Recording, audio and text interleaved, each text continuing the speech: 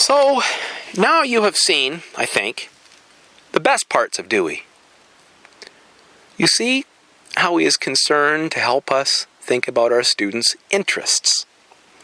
He wants you to engage them in authentic learning experiences. Now you've seen how he concerns himself, moreover, with education as integral to democratic citizenship. Now you have seen also how Dewey warns us not to be swept up by trends in education that seem to have forgotten that education isn't about demonstrating knowledge and abilities and skills in relation to outcomes so much as it is about cultivating dispositions. And finally, you have seen how much Dewey emphasizes inquiry-based learning in schools. I hope you take each of these main components of Dewey's writings on education and apply them as best as you're able in your own classroom teaching practices. Now, moving on.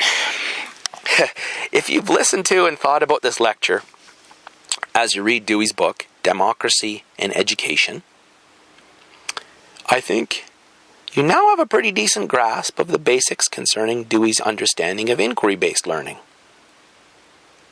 This idea of inquiry-based learning is the one that you will find in your schools, at least where inquiry-based learning is encouraged. Moreover, this approach to the meaning of inquiry and the methods of inquiry is the one that's accepted everywhere by people nowadays who speak of inquiry-based learning. Dewey is their father, and they are his children. But perhaps from what I've shown you, and from what you've been reading, some of you may find all this a wee bit unsettling. I don't know about you, but the quotes I read to you from John Dewey and Francis Bacon about putting Mother Nature to the rack and beating the shit out of her, torturing her and making her answer our questions, always strikes me as a bit too 50 Shades of Grey. Too Jian Ghomeshi, perhaps. I mean, don't you find that image creepy and revolting? Isn't there something wrong with dealing with the world or with nature like that?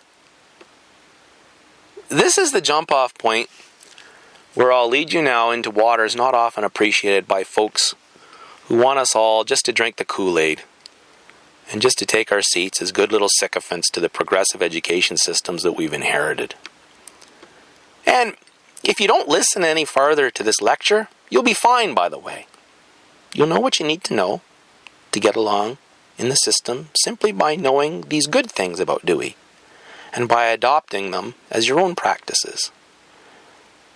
In fact, maybe listening further now will only cause you problems because it might make you uneasy with what we're all supposed to assume as progressive teachers. However, I'm personally very uncomfortable leaving things like that. I want to criticize Dewey. I want to rail a bit now against the load of rot that we seem to swallow, or we seem to have to swallow every time we hear from folks like Dewey who are insensitive to the ancient insights that they have rejected in order to be revolutionaries. And Dewey's one of them. Just to return a bit now to what Dewey has to say about inquiry, reflection, science, and thought in general.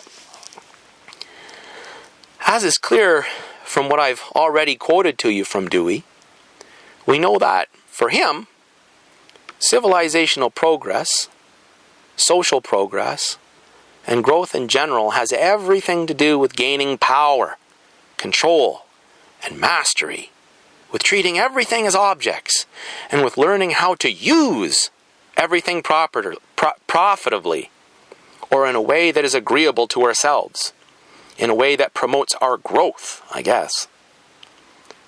In Dewey's own words, meaning only comes when things are used to produce a result. The human mind or intellect is really nothing in Dewey's eyes, but a process or a course of action that creates effects in the world. Indeed, there is for Dewey no such thing as mind. Mind, if it's anything, is rather an ability to respond to present stimuli on the basis of anticipating future possible consequences with a view to controlling the kinds of consequences that are to take place. The real indication of mind, in other words, is the power of control, which culminates in foresight. Dewey's big on foresight, or the ability to successfully predict consequences. In Dewey's opinion, mind is always associated with doing or acting upon the world in order to produce results, and in order to cultivate the foresight that will assist us in the achievement of our diverse aims and objectives for growth.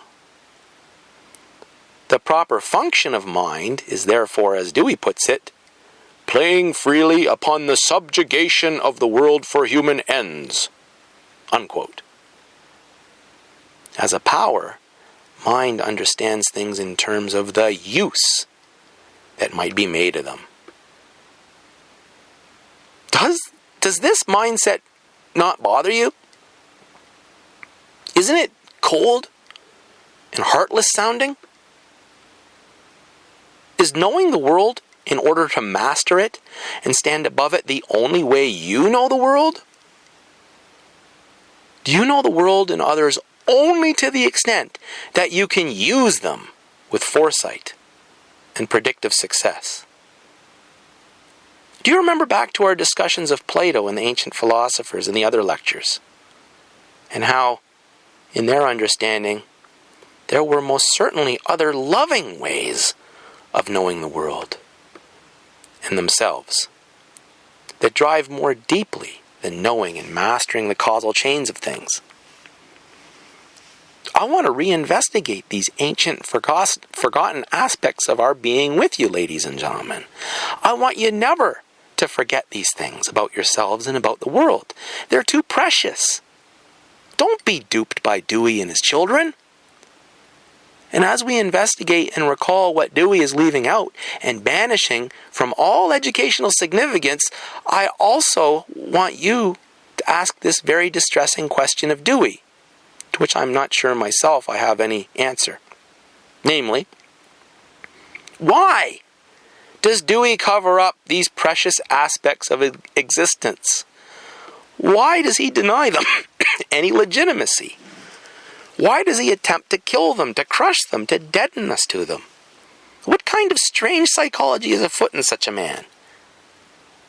Moreover, ladies and gentlemen, this strange psychology seems to be a bit of a pandemic in educational circles today. What madness is this that would deny and conceal from view such precious truths about the world and about ourselves? What's going on? Part of the problem, I think, has to do with Dewey's slippery relationship with truth. Dewey doesn't even like the word truth, for starters. He never wants to use it. And whenever possible, he opts instead to speak about warranted assertability. Honestly, I don't know about you, but that puts red flags in the air for me. I mean, what human being doesn't love the word truth? What a beautiful, beautiful word. It's a hard word. It's a scary word at times, eh? A word that requires some courage from us. But a beautiful and noble word nonetheless. The ancient and medieval philosophers spoke of truth as the image of what is. If something is true, then it really is. See? Plato has Socrates describe truth metaphorically as the light of the good that illuminates being. Put another way, as the image of the good in the realm of intelligible things, truth is not self-sufficient, ladies and gentlemen. Truth can't be truth on its own. It's only the truth because it is the truth about something, namely what is. Reality. Another blessed word. So, truth is very beautiful, but it is not as beautiful or fair as the good itself, being only its image. So, here's the kicker, ladies and gentlemen. Inasmuch as teachers pursue what is true and endeavor to lead their students toward what is true, this pursuit necessarily involves them in the search for the reality of which truth itself is the intelligible image. We might say this another way by remarking that truth is the self-manifestation and state of evidence of real things. Truth is something secondary, following from something else. Primary and precedent to truth are existing things, or the real.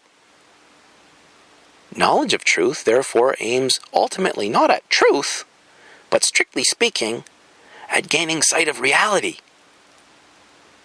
Teachers, then, in order to share the truth with their students, must themselves be lovers of true sights. And in loving truth, they engage in the contemplative life as lovers of the sight of what is. But Dewey is no admirer of the contemplative life, ladies and gentlemen. Dewey is so often called a philosopher of education as to render it a truism, I suppose. But here, I shall say something very shocking to you.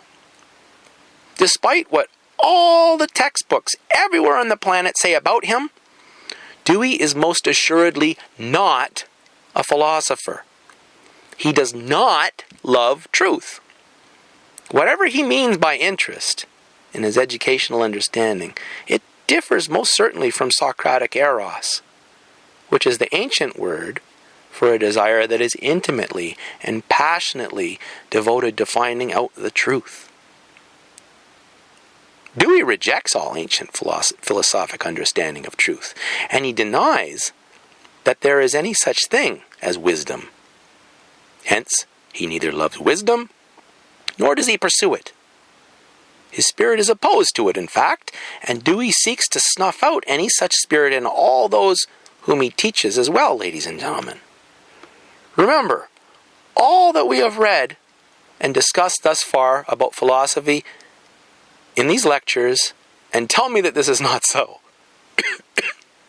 If Dewey is at all a philosopher, then he's only one in the falsified sense that Isocrates calls himself a philosopher, which is to say, not at all. Isocrates, you will recall, rejects the philosophers, but then takes up their noble game as his own, their noble name as his own. So too does Dewey, and for similar reasons, I think. Both men are pragmatists, after all, who rail against philosophers as useless, bumbling idiots who render all others useless, bumbling idiots. Part of Dewey's animosity to all things contemplative comes from his own understanding of experience. Remember from your readings of Experience in Education, how Dewey says that the teacher's job is essentially to design an environment for educational experiences. Well, what counts as an educational experience anyhow?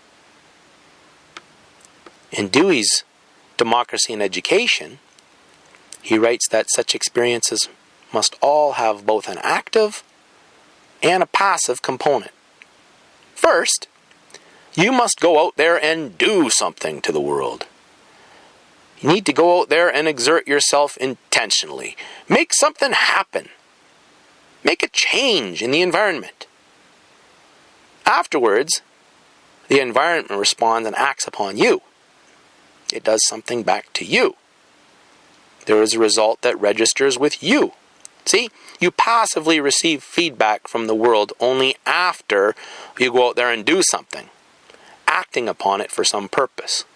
We've already seen this, remember, when Dewey talks about how we're organisms who act upon the environment around us in order to grow, and who are in turn acted upon by the environment in that recursive loop. This just gets back to the idea that all learning is necessarily experimental. All learning is learning from the consequences of doing. All learning aims at the cultivation of foresight, control, mastery. You see what Dewey's saying here and how revolutionary it is? For Dewey, there can be no passive contemplation of nature. There's only active experimentation. Contemplation or contemplative involvement in the world is passive, ladies and gentlemen. In contemplation, you don't go out there to make stuff happen. You're not trying to take charge or take control over things or other people. You're rather attempting to gaze lovingly upon what is. Do you remember Pythagoras? Pythagoras was the guy who coined the word philosophy. When asked what the heck a philosopher is, Pythagoras came up with the image of a giant stadium or a theater. Now, down on the stage, that's where all the actors are. Each of the actors lives his little part and performs his role, living through his or her individual joys, hardships, challenges, and so forth. Everyone active on the stage has a part to play in the drama. But not everyone is there. There are spectators, ladies and gentlemen. These spectators who sit back and who see the grand drama, who see the big picture, who do not engage actively in the drama, but who delight in it and appreciate the drama's grand display, these are the philosophers. Dewey explicitly castigates this notion of contemplative cognition in his chapter on interest and discipline. He actually says that such gazers, not being actively engaged in the drama, lack interest in the drama. Has Dewey ever been to a play or seen a movie before? I think Dewey likes children very much, but has he ever sat in a playground and watched children play? Has he ever sat there moved by the experience? Has the man never fallen in love? I mean, what do you do when you fall in love, ladies and gentlemen? Is falling in love the same thing as going out there and manipulating some other human being, mastering them, learning how to control them? Or is it not something that transpires when you don't do that? When rather you find yourself gazing into their eyes and them gazing into yours, and you're affected passively.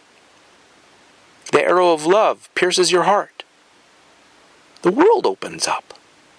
Gladness and thankfulness that you've come to see deeply into someone else, and that someone else has come to see you. This is the contemplative gaze, ladies and gentlemen. This is what the Greeks called theoria. And it's where our word theory comes from, believe it or not. Dewey, however, cannot entertain such hogwash. The theory, or the theoria, of the lover gazing upon his beloved, like the theoria cultivated by the philosopher who spectates what is, cannot, in Dewey's closed universe of thought, count as an educational experience. Indeed, Dewey writes, quote, "When an activity is its own end in the sense that the action of the moment is complete in itself, it is purely physical. It has no meaning. The person is either going through motions quite blindly, perhaps purely imitatively, or else in a state of excitement which is exhausting to mind and nerves." Unquote. Jesus! Do you see what he's done here, ladies and gentlemen? He has essentially said that any activity that is done for itself, or that is complete unto itself, say like contemplation or the loving gaze, has no meaning. The passivity of theoria, contemplation, lacking Dewey's active experimental attitude of mastery and the intention of control, is, in his words, either blind physicality or a nervous and exhausting excitement. He actually calls the loving gaze of contemplation a hypnotic daze. Time and time again in his writings, you can find Dewey railing against theoria, or contemplation, in the contemplative life. In his view, anyone who attempts to engage in contemplation, that is, anyone who seeks to cultivate that passive, loving receptivity to what is, will, by foregoing the demand to go out there and act upon the world for the purposes of making changes to it, such a one is actually rejecting experience. For again, in Dewey's mind, all educative experience is necessarily active experimentation. But what the heck? Isn't something wrong with Dewey's definition of experience? He's saying that those of us who love more than anything those brief periods in which we find ourselves gifted with the wherewithal to gaze upon the world and others with loving eyes, that those of us who have a deep yearning to know what is, that we're rejecting experience? What a jerk! Isn't it rather that we're trying to cultivate another sort of experience of the world and of each other? Maybe a deeper one. Why is Dewey so damn bent on denying this aspect of our being? Isn't it most precious to you? For someone who lauds and praises inquiry-based learning, Dewey sure isn't at all interested in contemplative inquiry, is he? Nope. But what makes a man so shut down and closed to that aspect of himself? And why does he want to make good and sure that everyone who learns from him rejects this modality of learning as well? Does this bother you as much as it bothers me? And don't forget, ladies and gentlemen, these Deweyan contentions are the fundamental assumptions that underlie the thinking you have inherited now as teachers entering the field who are called upon to do inquiry-based learning with your own students. How do you feel about that? I wish also to point out here how Dewey's negative stance on the contemplative life of teachers and students affects the possibility for you, as an architect of learning, to create a learning environment in which contemplative experiences might be nurtured, as opposed to simply the sorts of experimental, scientific, method-driven sorts of inquiries demanded by John Dewey. In ancient times, this special environment in which human beings might cultivate a contemplative attitude towards things was called schole, or leisure. In fact, we get our own word, school, from the Greek word schole. This probably sounds funny to us nowadays since, well, very few folks experience school as leisure, eh? Rather, we most often and most readily associate school not with leisure, but with work. Don't forget or don't horse around in school or you won't finish your homework, your schoolwork. And if you don't finish your schoolwork, then you'll have it for homework. See, school seems to be rather the opposite of schole these days. In Latin, the contrast between leisure and work was put clearly in the words otium and negotium. Otium means leisure, whereas negotium means work or business. In fact, negotium is where we get our word negotiation from, as when we negotiate in a business deal. Anyway, when we think today of leisure, really we're thinking about free time just to enjoy ourselves. It's time when we're not working, essentially. We mostly spend our leisure time doing nothing in particular. Maybe going to the mall or to the movies. Maybe sitting watching TV or reading a book. Maybe petting the cat. Maybe just hanging out with their buds. Maybe we go to the leisure center to swim or play basketball. This is what leisure has come to mean nowadays. But this is not what the word leisure or schole originally meant, ladies and gentlemen. For the ancient and medieval philosophers, leisure, schole, or otium were words that designated a specific kind of wonderful activity that only human beings can perform, namely contemplation. When one leisureizes, one engages in the highest activity of the best part of the soul in relation to its most sublime object. Contemplative seeing activates that aspect of our being that's empowered to know what is most noble and divine. As such, Aristotle called contemplation the true manner of our highest happiness, our eudaimonia. And for the Greeks, this contemplative aspect of ourselves is the true birthright of each of us as human beings.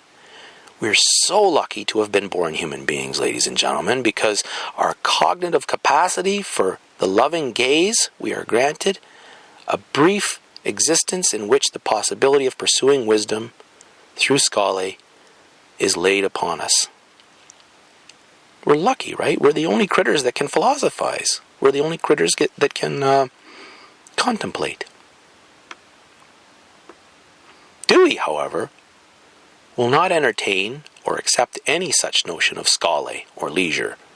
First off, Dewey flat out rejects any notion that there are such things as eternal verities, that there are unchanging truths, or that the words eternal or eternity have any real meaning at all.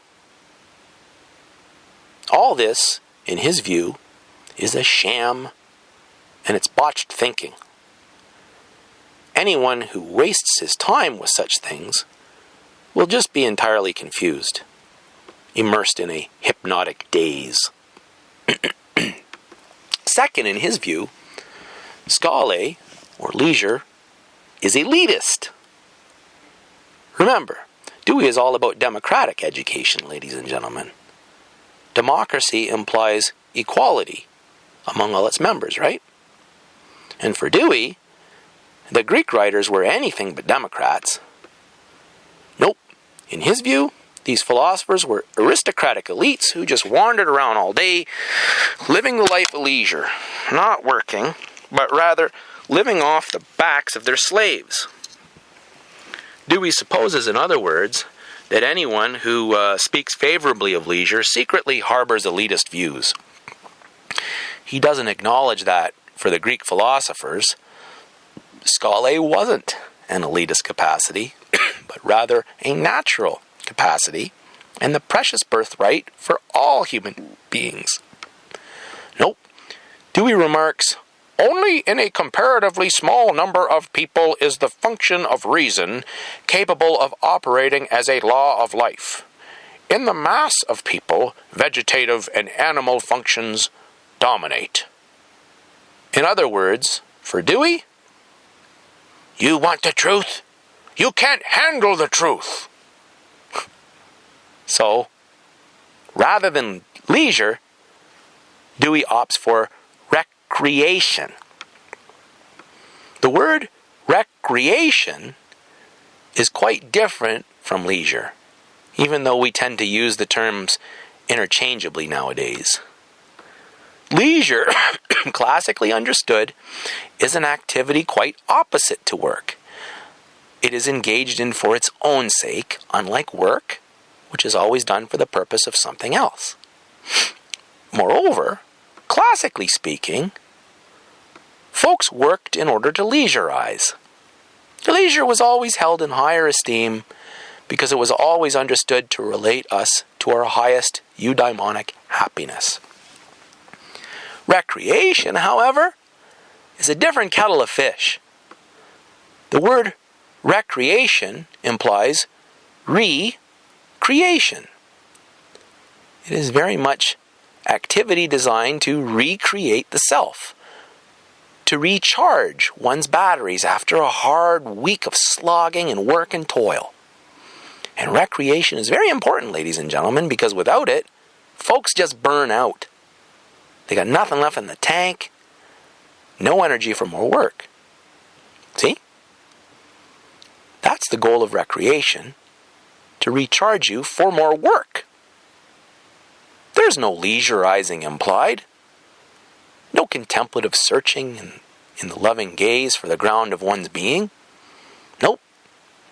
Here you have a response to the truism, all work and no play makes Jack a dull boy. We recreate in order to be able to continue to work, to build, to experiment, to test, to control, and to master. So although Dewey castigates leisure, he's very big on the importance of recreation.